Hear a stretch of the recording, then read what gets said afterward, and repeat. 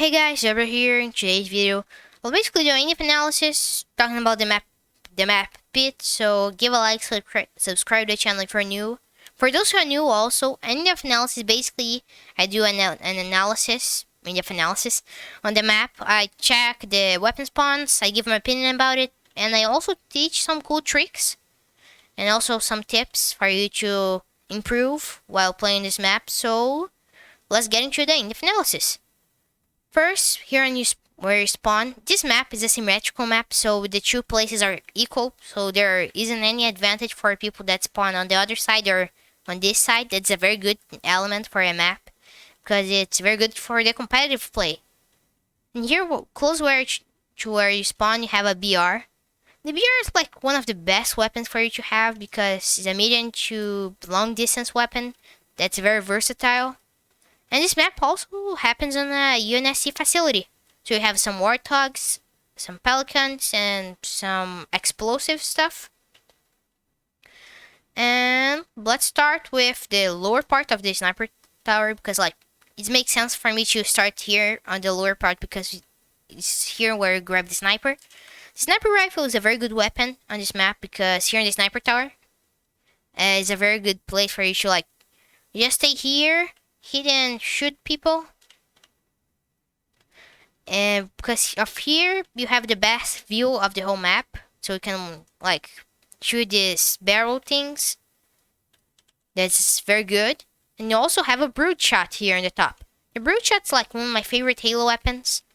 It's very cool because it shows missiles, and also it has an increased melee damage. So if you shoot the half of your opponent's shields, can just finish them just with a melee of this weapon, so it's a very good weapon to have.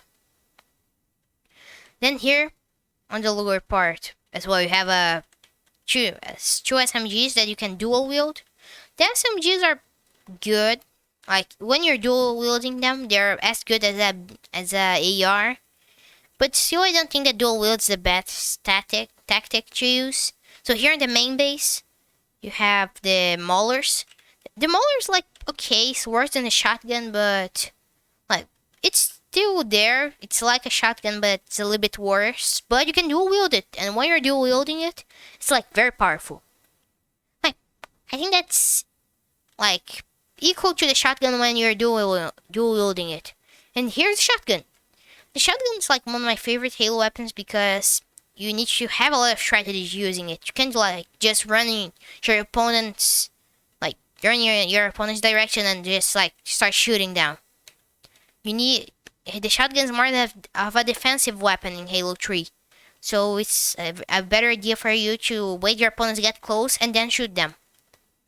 And it's a very good weapon to counter the energy sword, because when someone's lunging in your direction and you know the right timing, you can just shoot them and kill them. And then here you have the Needler. The Needler is the Needler.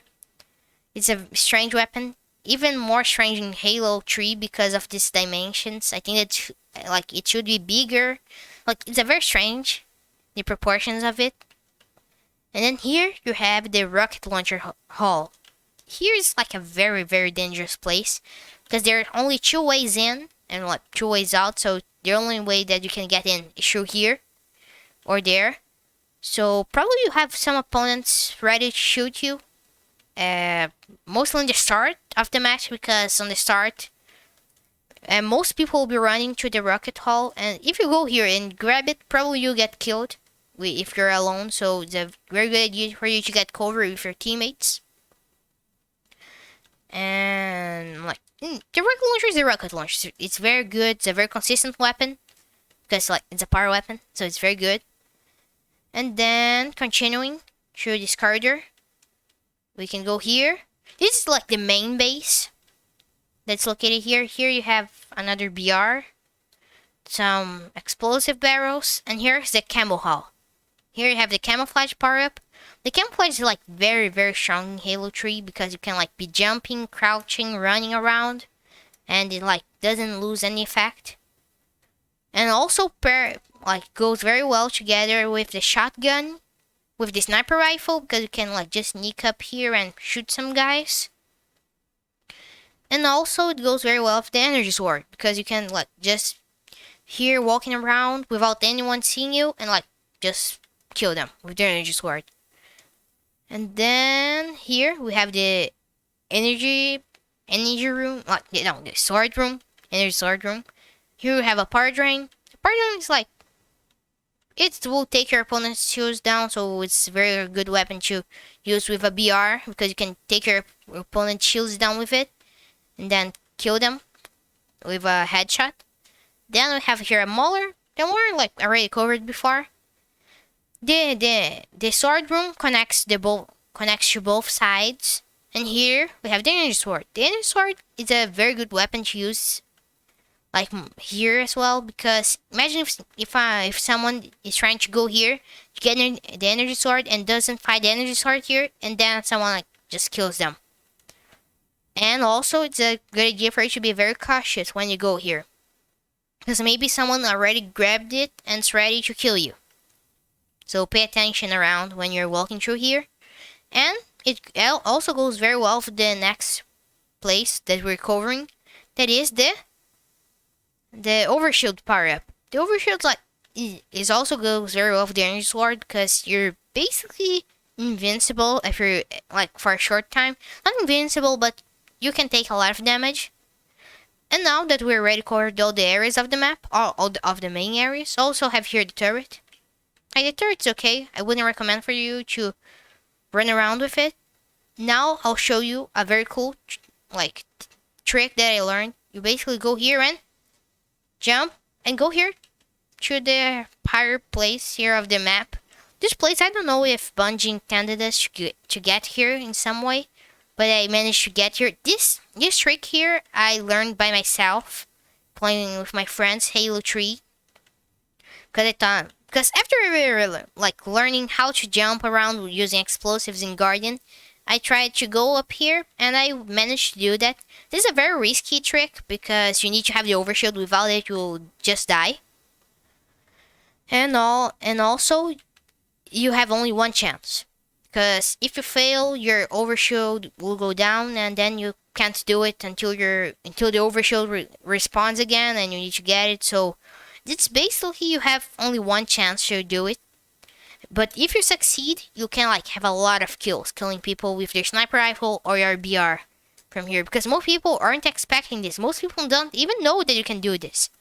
So it's a very good trick for you to know on this map. The next time that you play here, tell your friends, like share this video with them as well, so they can learn this in first hand. But this, like with enough practice, you can do it very easily. This thing here I practice like hundreds of times, so it's a very good idea for you to practice before on custom games. And finally, let's start talking about the only time that this map was remade. I think that's very sad because it's a very good map. I think that should be remade more times. That was in Halo 4. The Halo 4 version is basically a worse version of this map in all aspects.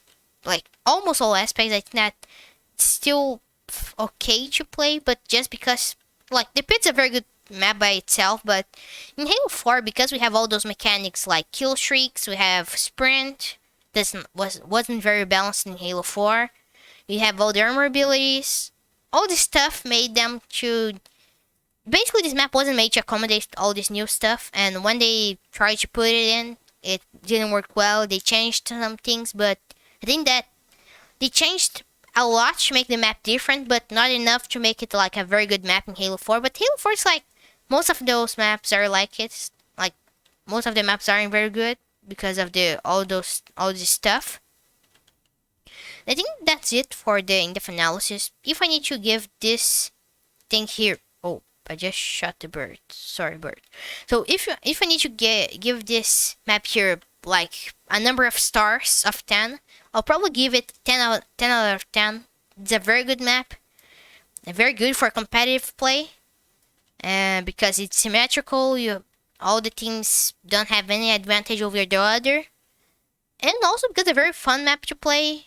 Also have a lady that speaks through the microphones of the place, talking about some stuff. I don't understand what she says because she says very low, and if I want to hear it, I need to put the volume very high and Like just speaks very low compared with the rest of the game, so I can't hear it very well.